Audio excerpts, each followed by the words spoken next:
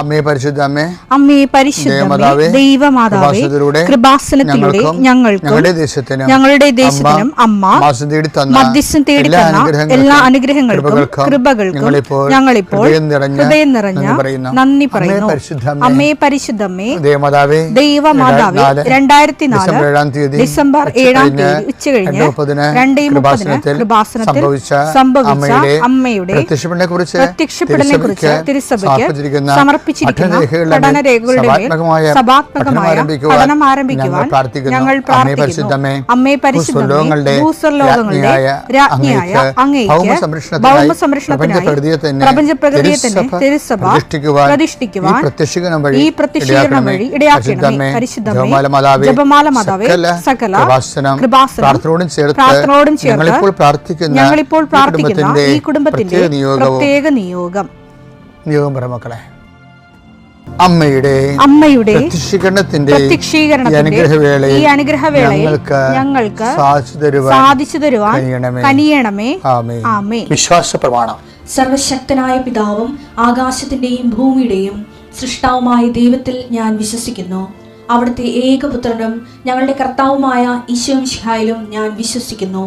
ഈ പുത്രൻ പരിശുദ്ധാത്മാവിനാൽ ഗർഭസ്ഥനായി കന്യകാമറിയത്തിൽ നിന്ന് പിറന്ന് പൊന്തിയോസ് പീലാത്തോസിന്റെ കാലത്ത് പീഡകൾ സഹിച്ച് കുരിശിൽ തറയ്ക്കപ്പെട്ട് മരിച്ച് അടക്കപ്പെട്ട് പാതാളങ്ങളിൽ ഇറങ്ങി മരിച്ചവരുടെ ഇടയിൽ നിന്ന് 3-ാം നാൾ ഉയർത്ത് സ്വർഗത്തിലേക്ക് എഴുന്നള്ളി സർവശക്തിയുള്ള പിതാവായ ദൈവത്തിന്റെ വലതുഭാഗത്തിരിക്കുന്നു. അവിടെ നിന്ന് ജീവിക്കുന്നവരെയും മരിച്ചവരെയും വിധിക്കുവാൻ വരുമെന്നും ഞാൻ വിശ്വസിക്കുന്നു. പരിശുദ്ധാത്മാവിലും ഞാൻ വിശ്വസിക്കുന്നു. വിശുദ്ധ കത്തോലിക്കാ സഭയിലും പുണ്യവാന്മാരുടെ ഐക്യത്തിലും പാപങ്ങളുടെ മോചനത്തിലും ശരീരത്തിന്റെ ഉയർപ്പിലും നിത്യമായ ജീവിതത്തിലും ഞാൻ വിശ്വസിക്കുന്നു. ആമേൻ. സ്വർഗ്ഗസ്ഥനായ ഞങ്ങളുടെ പിതാവേ, അങ്ങയുടെ നാമം പൂജിതമാകണമേ. അങ്ങയുടെ രാജ്യം വരണമേ. അങ്ങയുടെ തിരുമനസ് സ്വർഗത്തിലെ പോലെ ഭൂമിയിലും ആകണമേ. അന്നു വേണ്ടുന്ന ആഹാരം ഇന്ന് ഞങ്ങൾക്ക് തരണമേ. ഞങ്ങളോട് തെറ്റ് ചെയ്യുന്നവരോട് ഞങ്ങൾ ക്ഷമിക്കുന്നത് പോലെ ഞങ്ങളുടെ തെറ്റുകൾ ഞങ്ങളോടും ക്ഷമിക്കണമേ. ഞങ്ങളെ പ്രലോഭനത്തിൽ ഉൾപ്പെടുത്തരുതേ, തിന്മയിൽ ഞങ്ങൾ രക്ഷിക്കണമേ. ആമേൻ. നന്മ നിറഞ്ഞ മറിയമേ, സ്വസ്തി. കർത്താവ് അങ്ങയുടെ കൂടെ സ്ത്രീകളിൽ അങ്ങ് അനുഗ്രഹിക്കപ്പെട്ടവളാകുന്നു. അങ്ങയുടെ ഉദരത്തിൻ ഫലമായി ഈശോ അനുഗ്രഹിക്കപ്പെട്ടവനാകുന്നു. പരിശുദ്ധ മറിയമേ, തമ്പുരാന്റെ അമ്മേ, പാപികളായ ഞങ്ങൾക്ക് വേണ്ടി ഇപ്പോഴും ഞങ്ങളുടെ മരണസമയത്തും തമ്പുരാനോട് അപേക്ഷിക്കണമേ. ആമേൻ. കർത്താവേ, നിന്റെ ഉന്നതമായ നാമത്തിന് സ്തോത്രം ചെയ്യുന്നു. കർത്താവേ, നിന്റെ വിശുദ്ധ പൗരോഹിത്യത്തെ മഹത്വപ്പെടുത്തുന്നു. കർത്താവെ, സഭയിലുള്ള സാന്നിധ്യം പ്രകടമാക്കും.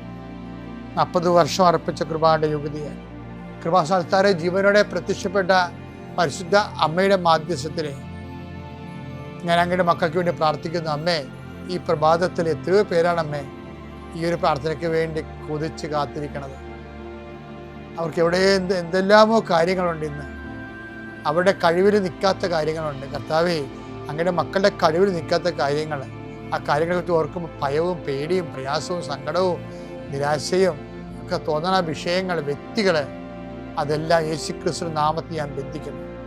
കർത്താവേ, അങ്ങയുടെ മക്കള് ഇനി സമാധാനത്തിൽ വിട്ടേക്കണമെന്ന് പറഞ്ഞില്ലേ? ഞങ്ങളുടെ ദാസനെ സമാധാനം, എൻ്റെ രക്ഷ ഞാൻ എൻ്റെ കണ്ണുകൊണ്ട് കണ്ടിരിക്കുന്നു. അങ്ങയുടെ ദാസനെ സമാധാനം വിട്ടേക്ക്. സമയം ദീർഘദർശി പറഞ്ഞതുപോലെ അങ്ങയുടെ മക്കൾ ഈ പ്രാർത്ഥനയ്ക്ക് ശേഷം സമാധാനം കണ്ടെത്താൻ ഇടയാക്കണം പ്രാർത്ഥിക്കുന്നു. നിങ്ങളുടെ ജീവിത ചിന്തകള്, നിങ്ങളിന്ന് പോകാനിരിക്കുന്ന ഇടങ്ങള്, സംസാരിക്കുന്ന വ്യക്തികള്, ഒപ്പിടുന്ന പേപ്പറുകള്, എഴുതുന്ന രേഖകള്, എൻ്റെ മക്കള് ജീവിത ഉപായത്തിന് വേണ്ടിയും മേൽഗതിക്ക് വേണ്ടിയും ജോലിക്ക് വേണ്ടിയും ജോലിയുടെ അനുബന്ധ കാര്യങ്ങൾക്ക് വേണ്ടിയും എവിടെയെല്ലാം യാത്ര ചെയ്യുന്നു, ആരെല്ലാം സംസാരിക്കുന്നു, ഫോൺ ചെയ്തിട്ട് എന്തെങ്കിലും ഡേറ്റോ കാര്യമോ തീരുമാനമോ വാക്കോ പ്രവൃത്തിയോ തീരുമാനമോ കിട്ടാൻ വേണ്ടി കാത്തിരിക്കുന്നു. അതെല്ലാം മക്കൾക്ക് അനുകൂലമാവുകയും അത് ഈശോയുടെ നാമത്തിൽ ഞാൻ നിങ്ങളെ അനുഗ്രഹിക്കുകയും ചെയ്യുന്നു. എൻ്റെ കർത്താവ്, മനുഷ്യൻ്റെ ഭീഷണി കാരണം മനസ്സിന് സമാധാനം നഷ്ടപ്പെട്ടവരെ, അവരെ നീ ഏത് ഭവനത്തിൽ പ്രവേശിച്ചാലും ആ ഭവന സമാധാന ആശംസ അറിയിച്ച കർത്താവേ, നിന്റെ നാമത്തിൽ നെഞ്ചിലും നെറ്റിലും മുദ്രവാങ്ങി നിന്റെ നാമത്തിൽ വിശ്വസിക്കുന്ന ഒരു മനുഷ്യനെയും ആരും ഭിക്ഷപ്പെടുത്താൻ അനുവദിക്കരുത് കർത്താവേ. അവരെല്ലാം ശത്രുക്കളെ കാണുക വിരുന്നൊരുക്കുന്ന ദൈവത്തിൻ്റെ ശക്തിവിശേഷം നിനക്കായി വിരുന്നൊരുക്കട്ടെ. നിന്റെ എല്ലാ ശത്രുക്കളുടെ മുന്നിൽ നിത്യം പിതാവും പുത്രനും പരിശുദ്ധാത്മാവും സർവ്വേശ്വര എന്നേക്കും ആമേൻ. എൻ്റെ പ്രിയപ്പെട്ടവർ, നമ്മൾ ഇന്നലെ ഒരു വചനം കണ്ടല്ലേ? ഇന്നലെ എന്ത് വചനം കണ്ടേ? സഭാപ്രസംഗി 7:29. അതൊന്ന് വായിച്ചേ. ഇന്നലെ വായിച്ചത് ദൈവം മനുഷ്യനെ സരള ഹൃദയനായിട്ട് സൃഷ്ടിച്ചു. എന്നാൽ അവന്റെ സങ്കീർണ പ്രശ്നങ്ങൾ അവന്റെ തന്നെ സൃഷ്ടിയാണ്. ഈ സങ്കീർണത ഉണ്ടാക്കണില്ലേ ജീവിതത്തില് വളരെ ലളിതമായൊരു ജീവിതമായിരുന്നു. അതിന് സങ്കീർണത ഉണ്ടാക്കിയത് ആരാണ്? ദൈവമല്ല, നമ്മൾ തന്നെയാണ് ഉണ്ടാക്കിയത്. അല്ലെങ്കിൽ നമ്മളെ കൊണ്ട് ആരെങ്കിലും ഉണ്ടാക്കിച്ചായിരിക്കും. ജീവിതം സങ്കീർണമാകുന്നതിനോട് ദൈവം ഒരു വിമുഖതയുള്ള ആളാണ്. ജീവിതമേ, കാര്യം ജീവിതം ബേസിക്കായിട്ട് സങ്കീർണമല്ല, അത് ലളിതമാണ്. ദൈവത്തിൻ്റെ ഒരു കാഴ്ചപ്പാട് നമ്മളാണ് നമ്മുടെ ജീവിതത്തിനെ സങ്കീർണമാക്കിയെന്നാണ്. എന്ന് വെച്ചാൽ എന്താ?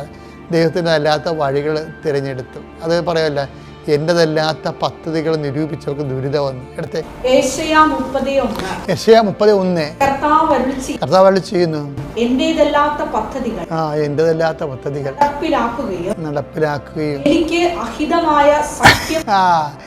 അഹിതമായ സഖ്യം ഉണ്ടാക്കുകയും ചെയ്ത് പാപം കുന്നുകൂട്ടി. അതാണ് ജീവിതത്തെ സങ്കീർണമാക്കണം എന്ന് പറയുന്നത്. പാപം കുന്നുകൂട്ടി എന്ന് പറയാൻ പാപം കുന്നുകൂട്ടുന്ന ഒരു പദ്ധതിയാണെങ്കിൽ ഓർക്കുക, അത് ദൈവത്തിൻ്റെ അല്ലെന്ന്.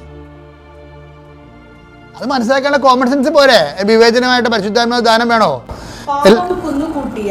പാപം കുന്നുകൂട്ടിയ അനുസരണമില്ലാത്ത സന്തതികൾക്ക് ദുരിതം. ഈ ദുരിതം ഉണ്ടാക്കുകയും അതിൻ്റെ ബൈ പ്രോഡക്റ്റായിട്ട് പാപങ്ങൾ ഉണ്ടാകുകയും ചെയ്യുമ്പോൾ ഓർക്കുക, ആ പദ്ധതി നമ്മൾ ഉണ്ടാക്കിയതാണ്. അത് സഭാപ്രസംഗം 7:29 പറയുന്ന പോലെ ദൈവം സലഹനായിട്ട് സൃഷ്ടിച്ചു. സങ്കീർണങ്ങളായ പ്രശ്നങ്ങൾ നമ്മുടെ തന്നെ സൃഷ്ടി കൊണ്ടാണ് ഈ പാപം കുന്നുകൂടിയതും ദൈവത്തിൽ നിരക്കാത്ത ബന്ധം ഉണ്ടാക്കിയത്. അപ്പോൾ ദൈവത്തിൽ നിരക്കാത്ത ബന്ധം ഒരു ബന്ധം, അത് വിവാഹബന്ധമായാലും മനസ്സമ്മതമായാലും നിനക്കിഷ്ടപ്പെട്ടാൽ നല്ല ചിന്തിക്കേണ്ടത്, ദൈവത്തിൽ നിരക്കുന്നതാണോ എന്ന് ചിന്തിക്കണം. അപ്പോൾ കുറേയൊക്കെ നമുക്ക് അന്വേഷിച്ചാൽ അറിയാൻ പറ്റും. കുറേയൊക്കെ നമ്മൾ പലവട്ടം പ്രാർത്ഥിക്കേണ്ടി വരും. പലവട്ടം അതിൻ്റെ ഓരോ വിശദാംശം കിട്ടാൻ വേണ്ടിയേ, വിശദാംശം കിട്ടാൻ വേണ്ടി പെറ്റ് സ്കാനിങ് ഉണ്ട്. അതുപോലെ പ്രാർത്ഥിക്കുമ്പോൾ നമുക്ക് ജനറൽ മെസ്സേജ് കിട്ടും, ഡീറ്റെയിൽ കിട്ടത്തില്ല. അപ്പോൾ പെറ്റ് സ്കാനിങ് പോലെ ഡീറ്റെയിൽ കിട്ടാൻ വേണ്ടി നമ്മൾ വീണ്ടും ആ വിഷയം പ്രാർത്ഥിച്ചു പോകണം. അത് നമുക്ക് അന്വേഷിക്കാൻ പറ്റുന്നതൊക്കെ അന്വേഷിക്കുകയും ചെയ്യണം, പ്രാർത്ഥിക്കുകയും ചെയ്യണം. നമ്മൾ ഒരിക്കലും സ്റ്റിക്ക് ഓൺ ചെയ്യരുത്. സ്റ്റിക്ക് ഓൺ ചെയ്താൽ നമ്മൾ ശരിക്കും പറഞ്ഞാൽ ദൈവപദ്ധതി അറിയാത്ത അന്ധന്മാരായിട്ട് മാറും. അപ്പോൾ അതെന്താ വിഷയം? അങ്ങനെ എന്താ ചെയ്യണമെന്ന് വെച്ച് കഴിഞ്ഞാൽ, ഇപ്പോൾ ഞാനൊക്കെ ആണെങ്കിൽ എന്ത് ചെയ്യുമെന്ന് ഞാൻ പറയാം. ഒരു വിഷയം വന്നു, ഞാൻ എന്ത് ചെയ്യുന്നത്? ഞാൻ ചെയ്യണത്, ഇപ്പോൾ എനിക്കൊരു വിഷയം വന്നു, എനിക്കത് ഗെറ്റ് ചെയ്യാൻ പറ്റുന്നില്ല എന്ന് കണ്ടാൽ ഞാൻ ദിവ്യകുർബാനയെടുത്തിരിക്കും. എന്തിനാ അങ്ങനെ ഇരിക്കണത്? നമുക്കറിയാം, അത് ആ ഇരിപ്പിന് കുറേ വചനങ്ങളുണ്ട്. കാര്യം, നിന്റെ മുമ്പിൽ നിന്ന് ഞങ്ങൾ എവിടെ പോകും? പത്തോസ് ചോദിക്കണില്ലേ, നീ അല്ലാതെ ഞങ്ങൾ എവിടെ പോകും? പത്തോസിന്റെ വല്ലാത്ത ചോദ്യങ്ങൾ ഒരെണ്ണമാണത്. അടുത്ത ആ വചനം എടുത്തേ. യോഹന്നാൻ 6:68. കർത്താവേ, ഞങ്ങൾ ആരുടെ അടുക്കിലേക്ക് പോകും? നിത്യജീവന്റെ വചനങ്ങൾ നിന്റെ പക്കലുണ്ട്. അപ്പൊ നിന്റെ പക്കൽ നിന്ന് വരുന്ന വചനങ്ങൾക്ക് നിത്യജീവൻ ഉണ്ടെന്നതിൻ്റെ അർത്ഥം. അപ്പൊ ടെമ്പററി സൊല്യൂഷൻ അല്ല അതിൻ്റെ അകത്ത് ഉള്ളത്, ഒരു പെർപ്പച്വൽ സൊല്യൂഷനാണ് വരാൻ പോണത്. അതുകൊണ്ട് ഞങ്ങൾ ആരുടെ അടുക്കിലേക്ക് പോകുന്നുള്ള ഒരു ഒറ്റ വാക്ക് മതി, എല്ലാത്തിൻ്റെയും താക്കോലാണത്. നീ എപ്പോൾ നോക്കിയാലും കർത്താവിൻ്റെ മുമ്പിൽ എങ്ങനെ കറങ്ങി തിരിഞ്ഞ് വന്നാലും കർത്താവിൻ്റെ മുമ്പിൽ ഉണ്ടാകണം. കുർബാന ഞാൻ കഴിഞ്ഞ ദിവസങ്ങൾ ആൾക്കാരോട് പറഞ്ഞു, നിങ്ങൾ കുർബാന കഴിഞ്ഞു, കുറച്ച് നേരം കർത്താവിൻ്റെ അടുത്ത് ഇരിക്കണം. അങ്ങനെ ഇരിക്കുന്നത് കൊണ്ട് എന്താ ഉദ്ദേശിക്കുന്നത്? നമ്മളൊരു ഭയങ്കരമായൊരു പ്രശ്നത്തിലൂടെ പോവുകയാണ്, നമുക്ക് തീരുമാനമെടുക്കാൻ പറ്റണില്ല. അപ്പം നമ്മൾ കർത്താവിൻ്റെ അടുത്ത് ഇരിക്കുകയാണ്. ആ ഇരിക്കണതിൻ്റെ അർത്ഥം എന്താണ്? 6:68 എൻ്റെ അർത്ഥം. ഞങ്ങൾ ഈ ഒരു അവസ്ഥയിൽ ഞങ്ങൾ ആരുടെ അടുക്കിലേക്ക് പോകും? ഞങ്ങളെ രക്ഷിക്കാൻ വേണ്ടി നിത്യജീവൻ്റെ വചനങ്ങൾ ദൈവം നിനക്ക് മാത്രം തന്നിരിക്കുന്നത്. അത് ദിവ്യകുർബാനയുടെ വലിയ ടോക്ക് കഴിഞ്ഞതിന് ശേഷമാണ് അതിലേക്ക് വരണത്. പിതാക്കന്മാർ അനുഭവിച്ചു, മന്ന ഭക്ഷിച്ചു, അവർ മരിച്ചു. അതുപോലല്ല ഈ അപ്പം ഭക്ഷിക്കുന്ന നിത്യം ജീവിക്കാൻ ലോകത്തെ ജീവന് വേണ്ടി ഞാൻ നൽകുന്ന അപ്പം എൻ്റെ ശരീരം തന്നെയാണ്. എൻ്റെ ശരീരം ഭക്ഷിക്കുന്നതിലും ഞാൻ അവനെ ഭക്ഷിക്കുന്നു. സജീവനായ പിതാവിനെ അയച്ചത് പിതാവ് മൂലം ഞാൻ ജീവിക്കുന്നു, അതുപോലെ എന്നെ ഭക്ഷിക്കുന്നത് ഞാൻ മൂലം ജീവിക്കുന്നു പറയുമ്പോൾ യഹൂദന്മാർ ശ്രോതാക്കൾ പറയും ഈ വചനം കഠിനമാണ്, ആർക്ക് കേട്ടുകൊണ്ടിരിക്കാൻ പറ്റും. അങ്ങനെ ഓരോരുത്തരായിട്ട് അവർ പോയി. അവരെ പിന്നെ ഒരിക്കലും കർത്താവിനോട് നടന്നിട്ടില്ല എന്ന് വചനം പറഞ്ഞിട്ട് പറയും. ഈശോ ചോദിക്കും നിങ്ങൾക്കും പോകണമെന്നുണ്ടോ എന്ന് ചോദിക്കും. അപ്പോൾ പത്രോസ് പറയുന്ന വാക്കാണ് 6:68 യോഹന്നാൻ, ഞങ്ങൾ ആരുടെ പക്കലേക്ക് പോകും? നിത്യജീവൻ്റെ വചനങ്ങൾ എൻ്റെ പക്കലല്ലോ. എന്നിട്ട് നമ്മൾ ദിവ്യകുർബാന മുമ്പിൽ ഇരിക്കുമ്പോൾ ആ ഒരു വചനമാണ് അവിടെ ഉള്ളത്. എന്താണ്? എന്തുകൊണ്ടാണ് നീ കുർബാന കഴിഞ്ഞിട്ടും വിട്ടുപോകാതെ കർത്താവിൻ്റെ അടുത്ത് ഇരിക്കുന്നത്? അതിൻ്റെ വചനം 6:68. എന്താണ്? ഈ ഒരു പ്രതിസന്ധിയിൽ സന്ദേശം കിട്ടണില്ല, തീരുമാനമെടുക്കാൻ പറ്റണില്ല, എന്തിനൊന്നും അറിയത്തില്ല, ഞങ്ങൾ ആരുടെ പക്കലേക്ക് പോകും? നിത്യജീവൻ്റെ വചനങ്ങൾ എൻ്റെ കൂടെയാണല്ലോ. അപ്പം ദിവ്യകുർബാന ഈ വെറുതെ ഇരുന്നാൽ മതി. അങ്ങനെ പല ദിവസം ഇരിക്കുമ്പോൾ കർത്താവ് മനസ്സിലാകും ഇവനോട് ഇത് പറഞ്ഞു കൊടുത്തില്ലെങ്കിൽ ഇവൻ പോകത്തില്ല, ഇവന് സീരിയസ് ആണെന്ന് മനസ്സിലാകും, ഇവള് സീരിയസ് ആണെന്ന് മനസ്സിലാകും. അങ്ങനെ ദൈവത്തെ നമ്മുടെ ജീവിതത്തിൻ്റെ ഗൗരവാവസ്ഥ മനസ്സിലാക്കിയെടുക്കാൻ കൂടി ഈ സഹവാസം നമ്മളെ സഹായിക്കും. എൻ്റെ പേര് പ്രീതി, ഇതെൻ്റെ ഹസ്ബൻഡ് ജൂഡ്. ഞങ്ങൾ തിരുവനന്തപുരത്ത് നിന്ന് വരുന്നു. ഞാൻ ആദ്യമായി ഉടമ്പടി എടുക്കുന്നത് 2022 നവംബറിലാണ്. ഉടമ്പടി എടുക്കാനുണ്ടായ സാഹചര്യം എന്ന് പറയുന്നത് എനിക്ക് നടുവേദന വന്നിരുന്നു. അത് വന്നത് ഒരു 2020-ലാണ്. ആദ്യം ചെറിയൊരു നടുവേദനയായിട്ടാണ് വന്നത്. അപ്പോൾ പല ഹോസ്പിറ്റലിലും പോയി. അവർ നോക്കിയിട്ട് വേറെ പ്രത്യേകിച്ച് കുഴപ്പമൊന്നുമില്ല എന്ന് പറഞ്ഞ് മെഡിസിൻ തരും. എനിക്ക് യാതൊരുവിധ മാറ്റം ഉണ്ടായില്ല. അങ്ങനെ പോകെ നടുവേദന നല്ല കൂടി, നിവർന്ന് കിടന്നിട്ട് എഴിക്കാനൊക്കെ നല്ല ബുദ്ധിമുട്ടായി. അങ്ങനെ ഇരിക്കുമ്പോഴാണ് ഞാൻ കൃപാസനത്തിൻ്റെ യൂട്യൂബ് ചാനൽ കാണുന്നത്. അപ്പോൾ എനിക്ക് ഇങ്ങോട്ട് വരണമെന്നുണ്ടായിരുന്നു. എങ്കിലും എൻ്റെ മനസ്സിൽ തോന്നും ഇവിടെയൊക്കെ ചർച്ച ഉണ്ടല്ലോ, മാതാവിൻ്റെ പള്ളികളുണ്ടല്ലോ, നമ്മൾ എന്തിനാ അവിടെ പോയി പ്രാർത്ഥിക്കണം എന്നൊരു ചിന്തയുണ്ടായിരുന്നു. പിന്നെ ഒന്നാമത്തെ കാര്യം, ഇവിടെ വന്ന് ഇനി സാക്ഷ്യം പറയണമല്ലോ, അങ്ങനെ ഇവിടെ വരണ്ട, അല്ലാതെ ഇവിടുത്തെ ചർച്ചിൽ എന്നെ പോയി പ്രാർത്ഥിക്കാം എന്നൊരു ചിന്തയുണ്ടായിരുന്നു. എന്നിട്ടും നടുവേദന കൂടി വന്നപ്പോൾ ലാസ്റ്റ് ഒരു ബോണിൻ്റെ സ്പെഷ്യലിസ്റ്റായ ഒരു ഹോസ്പിറ്റലിൽ പോയി. അവിടെ പോയി MRI എടുത്തു. അവിടെ നിന്ന് എനിക്ക് യാതൊരു കുഴപ്പമില്ല എന്ന് അവർ പറഞ്ഞു. എന്നിട്ട് അവിടെ നിന്ന് ടാബ്ലറ്റ് വന്നു. ആ ടാബ്ലറ്റ് എന്ന് പറയുന്നത് നമുക്ക് എന്ത് വേദന ഉണ്ടെങ്കിലും മാറുന്നതാണ്. പക്ഷേ അതിൻ്റെ ഒരു ടാബ്ലറ്റ് കഴിച്ചപ്പോൾ എനിക്ക് യാതൊരുവിധ മാറ്റവും ഇല്ല. അന്ന് ഞാൻ അവിടെ ആ ഹോസ്പിറ്റലിൽ പോകുന്നതിന് മുന്നേ തന്നെ വിചാരിച്ചു ഇവിടെയും കൂടെ അവസാനമായിട്ട് പോയിട്ട് മാറിയില്ല എങ്കിൽ എനിക്ക് തീർച്ചയായും മാതാവ് എന്നെ ഇങ്ങോട്ട് വിളിക്കുന്നതാവും, ഇവിടെ വന്ന് പ്രാർത്ഥിക്കാൻ വേണ്ടി ആയിരിക്കും മാതാവ് വിളിക്കുന്നതെന്ന് തീരുമാനിച്ചു. ഇതൊക്കെ ഞാൻ എൻ്റെ മനസ്സിലാണ് വിചാരിച്ചത്. ഒരു ടാബ്ലറ്റ് കഴിച്ചിട്ട് ഞാൻ മാറ്റി വെച്ചു. അവർ തന്നെ പറഞ്ഞു എനിക്ക് യാതൊരുവിധ പ്രശ്നവും നോക്കിയിട്ട് കാണുന്നില്ല, ഈ ടാബ്ലറ്റ് കഴിച്ച് നോക്കുന്നത്. അതുകൊണ്ട് പിന്നെ ഞാൻ ഒരു ടാബ്ലറ്റ് കഴിച്ച് മാറ്റം വരാത്തതുകൊണ്ട് പിന്നെ കഴിച്ചില്ല. എന്നിട്ട് ഞാൻ ഇങ്ങോട്ട് വരാൻ വേണ്ടി മനസ്സിലെല്ലാം തീരുമാനിച്ചപ്പോൾ അമ്മ ഇങ്ങോട്ട് വന്ന് പറയുന്നു നമുക്ക് എന്നാലും ഒന്ന് കൃപാസനത്തിൽ പോയി നോക്കാമെന്ന്. ഞാൻ വീട്ടിൽ ആരെടുത്തും കൃപാസനത്തിൽ വരുന്നതിനെ പറ്റി ഒന്നും ചർച്ച ചെയ്തില്ല. അപ്പോൾ എനിക്ക് എന്തായാലും ഒരു നിമിത്തമായിട്ട് തോന്നി. അങ്ങനെ ഇവിടെ വന്ന് ആദ്യമായിട്ട് ഉടമ്പടി എടുത്ത് ഞാൻ ആ നിയോഗത്തിൻ്റെ കൂടെ തന്നെ എൻ്റെ പപ്പയുടെ വർഷങ്ങളായിട്ടുള്ള നടുവേദന വെച്ചിട്ടുണ്ടായിരുന്നു.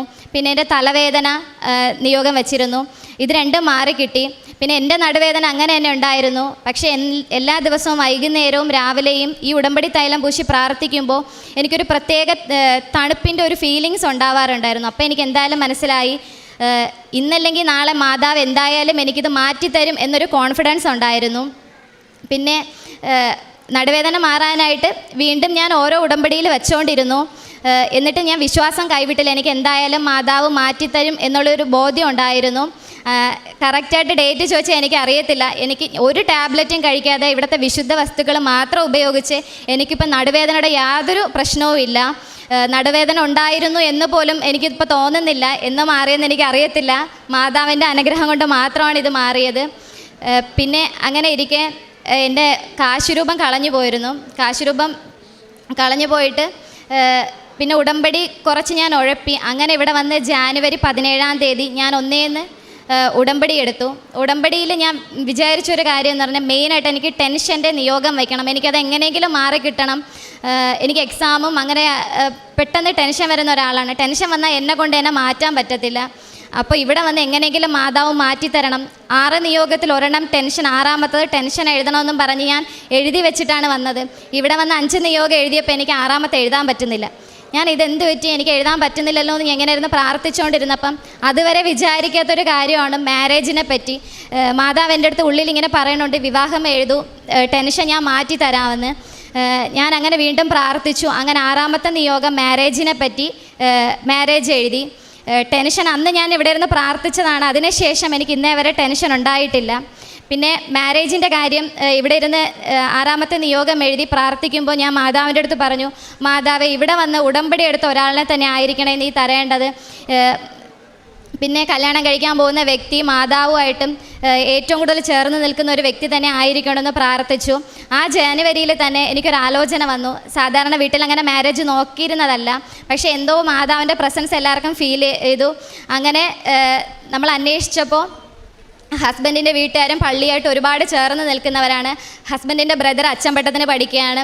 അപ്പോൾ എല്ലാം കൂടെ നോക്കിയപ്പം ചിലപ്പോൾ ഇത് മാതാവിൻ്റെ ഉടമ്പടിയിൽ വെച്ചതല്ലേ, ഇനി മാതാവായിട്ട് കൊണ്ടുവന്നതാണോ എന്ന് വിചാരിച്ച് എല്ലാം അന്വേഷിച്ച് വിവാഹാലോചന മുന്നോട്ട് പോയി. പെണ്ണാണൽ ചടങ്ങ് കഴിഞ്ഞ് ഇദ്ദേഹം ഇറങ്ങിയപ്പോൾ പുറത്ത് പോയി ചെരുപ്പിടാൻ കുനിഞ്ഞപ്പോൾ ഇവിടുന്ന് ഉടമ്പടി കാശുരൂപ നേരെ മാലയിൽ നിന്ന് കഴുത്തിങ്ങ് പുറത്തോട്ട് വരുന്നു. അപ്പം വിചാരിച്ച് അപ്പോഴാണ് ഞങ്ങൾ കാണുന്നത് ഇദ്ദേഹം ഉടമ്പടി എടുത്ത ആളാണെന്ന്. അങ്ങനെ പിന്നെ എല്ലാവർക്കും ഭയങ്കര സന്തോഷമായി.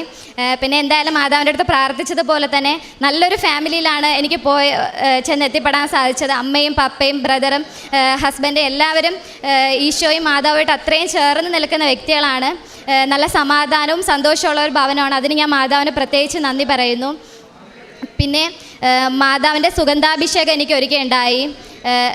ഒരു ദിവസം 7 മണിയായിട്ട് ഞാൻ അങ്ങനെ പ്രാർത്ഥിക്കാൻ പോകാതെ കുറച്ച് മടി പിടിച്ചിരിക്കുകയായിരുന്നു. ഇങ്ങനെ മാതാവിൻ്റെ തൈലം ഉപയോഗിച്ച് പ്രാർത്ഥിക്കുമ്പോൾ ഉണ്ടാവുന്ന ആ ഒരു തണുപ്പ് ഞാൻ മടി പിടിച്ചിരുന്നപ്പോൾ എനിക്കുണ്ടായി. ഇതെന്ത് പറ്റി ഇങ്ങനെ ഞാൻ സാധാരണ പ്രാർത്ഥിക്കുമ്പോഴാണല്ലോ വരുന്നതെന്ന് വിചാരിച്ച് നേരെ ക്ലോക്കിലോട്ട് നോക്കിയപ്പോൾ കറക്റ്റ് 7 മണി പ്രാർത്ഥിക്കാൻ സമയമായി, ഉടമ്പടി പ്രാർത്ഥന പറയാൻ വേണ്ട സമയമായി. അങ്ങനെ ഞാൻ നേരെ മാതാവ് ഇത്രയും എന്നെ സ്നേഹിക്കുന്നുണ്ടോ എന്ന് പറഞ്ഞ് ഓടിപ്പോയി ഫോട്ടോ എടുത്തൊരു ഉമ്മ കൊടുക്കാൻ വേണ്ടി എടുത്തപ്പോൾ അതിൽ നിന്ന് കറക്റ്റ് റോസാപ്പൂവിൻ്റെ സുഗന്ധാഭിഷേകം. എനിക്ക് എന്ത് ചെയ്യണമെന്ന് അറിയത്തില്ല. ഞാനെന്ന് വെച്ചാൽ അത്രയും ഭയങ്കരമായിട്ട് പ്രാർത്ഥിക്കുന്ന ഒരാളൊന്നുമല്ല. ഈശോയും അമ്മ മാതാവിനൊക്കെ ഒരുപാട് ഇഷ്ടമാണ്. എന്നുവെച്ചാൽ എനിക്ക് എന്ത് ചെയ്യണമെന്ന് അറിയില്ല. ഞാൻ പെട്ടെന്ന് എൻ്റെ ചേച്ചിയെ വിളിച്ചു. ചേച്ചി വന്ന് നോക്കി, അതിലുണ്ടായിരുന്നു ഒരു 2-3 മിനിറ്റ് നേരം അതിൽ മാതാവിൻ്റെ നല്ല റോസാപ്പൂവിൻ്റെ ഒരു മണം ഞങ്ങൾക്ക് കിട്ടി. അതേപോലത്തെ 2 ഫോട്ടോ ഉണ്ടായിരുന്നു. ഒന്ന് എൻ്റെ റൂമിൽ വെച്ച് പ്രാർത്ഥിക്കുന്നതും ഒന്ന് ഹാളിൽ വെച്ച് പ്രാർത്ഥിക്കുന്നതും സെയിം ഫോട്ടോയാണ്. മറ്റേ ഫോട്ടോയിൽ പോയി നോക്കി യാതൊരുവിധ മണവും ഇല്ല. അപ്പോൾ എനിക്ക് മനസ്സിലായി കറക്റ്റ് ഈ ഫോട്ടോയിൽ മാതാവ് ഞങ്ങൾക്ക് സുഗന്ധാഭിഷേകം തന്നതാണെന്ന് മനസ്സിലായി. പിന്നെ ഇവിടുത്തെ ഉടമ്പടിയിൽ നിയോഗം വെച്ചിരുന്നതാണ് എൻ്റെ കേട്ടറ്റ് എക്സാം. ഞാൻ ഡിഗ്രിക്ക് ഹിന്ദി ആയിരുന്നു. അത് കഴിഞ്ഞിട്ട് ഞാൻ HDC കഴിഞ്ഞു. എന്നിട്ട് ഡിഗ്രി കഴിഞ്ഞിട്ട് 3 വർഷമായി. അപ്പോൾ കുറച്ച് ഹിന്ദിയുമായിട്ടുള്ള ടച്ചൊക്കെ പോയി. എന്നിട്ട് അതുവരെ ഞാൻ കേട്ടറ്റ് എക്സാം എഴുതാൻ വേണ്ടി അങ്ങനെ പ്രിപ്പയർ ചെയ്തില്ല. പിന്നെ തോന്നി കേട്ടറ്റ് എക്സാം എഴുതാമെന്ന് അങ്ങനെ വിചാരിച്ച്. അപ്പോൾ കുറച്ച് ബുദ്ധിമുട്ടായിരുന്നു. എങ്കിലും ഞാൻ പണ്ട് പഠിച്ചതിൻ്റെ വെച്ച് എക്സാമിന് കുറച്ച് നാൾ മുന്നേ ഒരു ബുക്ക് വാങ്ങിച്ച് ജസ്റ്റ് വായിച്ചതേ ഉള്ളൂ. അത് സൈക്കോളജിയോ മലയാളം ഒന്നും തന്നെ ഞാൻ നോക്കിയിട്ടില്ല. ഞാൻ പഠിച്ച സബ്ജക്റ്റ് മാത്രമേ നോക്കിയിട്ടുണ്ടായിരുന്നുള്ളൂ. എങ്കിലും മാതാവിൽ വിശ്വസിച്ച് പണ്ട് പഠിച്ച കാര്യങ്ങളൊക്കെ എവിടെയൊക്കെ ഒരു ഓർമ്മ പോലെയുണ്ട്. എങ്കിലും വായിച്ചതൊക്കെ വെച്ചിട്ട് മാതാവിൻ്റെ കാശുരൂപവും തൈലവുമൊക്കെ ഇട്ടിട്ട് എക്സാമിന് പോയി. അങ്ങനെ കേട്ടിട്ട് എക്സാം പാസ്സാവാൻ പറ്റി. മാരേജ് ഡിസംബർ 28-ാം തീയതി ആയിരുന്നു. അപ്പോൾ എനിക്ക് അതിന് മുന്നേ ഒരു ആഗ്രഹം ഉണ്ടായിരുന്നു, ദൈവമേ, ഞാൻ ഇപ്പോൾ എന്തായാലും PSC കോച്ചിങ്ങിനൊക്കെ പോകുന്നതേ ഉള്ളൂ, എനിക്ക് എന്തായാലും ഒരു ജോലി കിട്ടാൻ സാധ്യതയില്ല. എങ്കിലും മാതാവായിട്ട് എനിക്ക് മാരേജിന് മുന്നേ മുന്നേ കൈനീട്ടാതെ എനിക്കൊരു ജോലി തരണമെന്ന് ഞാനിങ്ങനെ മനസ്സിൽ എപ്പോഴും ആഗ്രഹിക്കുമായിരുന്നു. ഞാൻ ഓൺലൈൻ ക്ലാസ്സാണ് എടുത്തിരുന്നത്. ഒക്ടോബർ ആയപ്പോൾ ഞാൻ പഠിക്കുന്ന അതേ കോച്ചിങ് സെൻറ്ററിൽ റിസർച്ച് അസിസ്റ്റൻ്റായിട്ട് എനിക്ക് ജോലി കിട്ടി. അപ്പോൾ എനിക്ക് അവിടെ ഓഫ്ലൈൻ ക്ലാസ്സിനും അറ്റൻഡ് ചെയ്യാൻ പറ്റുന്നുണ്ട്, അവിടെ തന്നെ വർക്ക് ചെയ്യാനും പറ്റുന്നുണ്ട്. അതൊരു മാതാവ് തന്ന വലിയ കൃപയ്ക്കായി നന്ദി പറയുന്നു. പിന്നെ എൻ്റെ വീട്ടിൽ മാരേജിൻ്റെ കാര്യം വന്നപ്പോൾ നല്ല സാമ്പത്തിക ബുദ്ധിമുട്ടുണ്ടായിരുന്നു. അതും ഇവിടെ നിയോഗം വെച്ചിട്ടുള്ളൊരു കാര്യമായിരുന്നു. ഞങ്ങൾക്കൊരു ചിട്ടി കിട്ടാനുണ്ടായിരുന്നു. ഒക്ടോബർ വരെ ഞങ്ങൾക്ക് കിട്ടിയിട്ടുണ്ടായിരുന്നില്ല. ഞങ്ങൾ ഒക്ടോബറിലാണ് ഇവിടെ വന്ന് ഉടമ്പടി പുതുക്കിയപ്പോൾ നിയോഗം വെച്ചിട്ടുണ്ടായിരുന്നു. അങ്ങനെ ഞങ്ങൾക്ക് നവംബറിൽ ചിട്ടി പിടിക്കാൻ പറ്റി. ഞങ്ങൾ പ്രതീക്ഷിച്ചിരുന്നതിനേക്കാളും മാരേജ് നല്ല രീതിയിൽ അമ്മയും ഈശോയും കൂടെ നിന്ന് നടത്തി തന്നു. ഇത്രയും കൃപ തന്ന ഈശോയ്ക്കും അമ്മ മാതാവിനും 1000 നന്ദി പറയുന്നു. പിന്നെ പ്രേക്ഷിത പ്രവർത്തനമൊക്കെ ചെയ്തു. അതെങ്ങനെയാണെന്ന് വെച്ചാൽ ഞാൻ മാതാവിനോട് അതും വിഷമം പറഞ്ഞിരുന്നു. ഞാൻ ഒറ്റയ്ക്ക് എനിക്കൊന്നും ചെയ്യാൻ പറ്റുന്നില്ല മാതാവേ എന്ന് ഞാനങ്ങനെ പറഞ്ഞിരുന്നു. അപ്പോൾ കുറച്ച് നാൾ കഴിഞ്ഞപ്പോൾ എൻ്റെ സെയിം ഏജിലുള്ള എൻ്റെ ചർച്ചിലെ കുട്ടികൾ തന്നെ ഇവിടെ വന്ന് എൻ്റെ കൂടെ വന്ന് ഉടമ്പടി എടുത്ത് ഞങ്ങൾക്ക് അങ്ങനെ ഒരുമിച്ച് പോയി പ്രേക്ഷിത പ്രവർത്തനങ്ങളും പത്രം കൊടുക്കാനും കാരുണ്യ പ്രവൃത്തിയൊക്കെ ചെയ്യാൻ സാധിച്ചു. വൃദ്ധസദനങ്ങളിലും പിന്നെ അനാഥാലയത്തിലൊക്കെ ഞങ്ങൾ പോകാറുണ്ട്. പിന്നെ പറ്റുന്നത് പോലെ മറ്റുള്ളവർക്ക് ഫിനാൻഷ്യലി എന്തായാലും ഞങ്ങളെ കൊണ്ട് ഒരുപാടൊന്നും സാധിച്ചില്ല, എങ്കിലും പറ്റുന്നത് പോലെ ഈ സുഖമില്ലാതെ കിടക്കുന്നവർക്കൊക്കെ ഫിനാൻഷ്യലി ഹെൽപ്പ് ചെയ്തു. ഞാനങ്ങനെ ഡെയിലി പള്ളിയിൽ പോകുന്ന ഒരാളൊന്നും അല്ല. ഇവിടെ കൃപാസനത്തിൽ വന്നതിന് ശേഷമാണ് ഇങ്ങനെ ഡെയിലി പള്ളിയിൽ പോകാൻ തുടങ്ങി. അന്ന് വെച്ചാൽ എനിക്ക് ഒരുപാട് തടസ്സങ്ങളുണ്ടായിട്ടുണ്ട്. പള്ളിയിൽ അങ്ങനെ ഡെയിലി പോകാമെന്ന് വിചാരിച്ച് ഡെയിലി ഇങ്ങനെ പ്രാർത്ഥിച്ച് പൊയ്ക്കൊണ്ടിരുന്നപ്പോൾ ആ വഴി എന്നെ മാത്രം കടിക്കുന്ന 2 പട്ടികളുണ്ടായിരുന്നു. എന്ന് വെച്ചാൽ എനിക്ക് എങ്ങനെയാണെന്ന് അറിഞ്ഞൂടെ, എനിക്ക് ഭയങ്കര തടസ്സമായിരുന്നു പ്രാർത്ഥിക്കാനായിട്ട്. അങ്ങനെ ഒരു ദിവസം പള്ളിയിൽ പോയിട്ട് വരുന്ന വഴിക്ക് 2 പട്ടികളൂടെ എന്നെ മതിൽ ചേർത്ത് വെച്ചു. എങ്കിലും എനിക്കൊരു വിശ്വാസം ഉണ്ടായിരുന്നു, ഒന്നും സംഭവിക്കില്ല. മാതാവ്, ഇവിടെ നിന്ന് എല്ലാവരും പറയും ഉടമ്പടി എടുത്തവർക്ക് മാതാവിൻ്റെ ഒരു പ്രത്യേക സംരക്ഷണം ഉണ്ടെന്ന്. അങ്ങനെ ഒരു പട്ടി വന്ന് എൻ്റെ ഷോളിൽ കടിച്ചു. അടുത്ത പട്ടി ഇങ്ങനെ കടിക്കാൻ പോയതും കറക്റ്റ് സമയത്ത് എവിടെ നിന്നോ ഒരാൾ വന്നു 2 പട്ടികളെ അങ്ങനെ ഓടിച്ചു. അങ്ങനെ എനിക്ക് പിന്നെ ആ വഴി പള്ളിയിൽ പോകാൻ പറ്റൂല. എങ്കിലും ഞാൻ കഴിയുന്ന അത്ര വേറെ വഴിയെ കൂടെ പള്ളിയിൽ ഡെയിലി പോവാറുണ്ടായിരുന്നു. പിന്നെ കുടുംബ പ്രാർത്ഥനയിൽ ഇടയ്ക്കിടയ്ക്കൊക്കെ മുടയും കൊണ്ടിരുന്ന ആളാണ്. എങ്കിലും ഇവിടെ വന്ന് ഉടമ്പടി എടുത്തതിന് ശേഷം കൃത്യമായിട്ട് കുടുംബ പ്രാർത്ഥനയിലൊക്കെ പങ്കെടുക്കാറുണ്ട്. പിന്നെ ഇപ്പോൾ ലാസ്റ്റായിട്ട് എടുത്ത ഉടമ്പടി കുറച്ച് ഉഴപ്പി, അതങ്ങനെ കറക്റ്റായിട്ട് ചെയ്യാൻ പറ്റിയില്ല. അതിന് മാതാവിനോട് ക്ഷമ ചോദിക്കുന്നു. അല്ലാതെ ബൈബിൾ വായന, അതങ്ങനെ ഞാൻ ഇവിടെ വന്ന് ഉടമ്പടി എടുത്തതിന് ശേഷമാണ് ബൈബിൾ വായന, ഡെയിലി പള്ളിയിൽ പോകുന്നത്, അങ്ങനെയൊക്കെ ഈശോയും അമ്മ മാതാവുമായിട്ട് കുറച്ചും അടുത്തത്.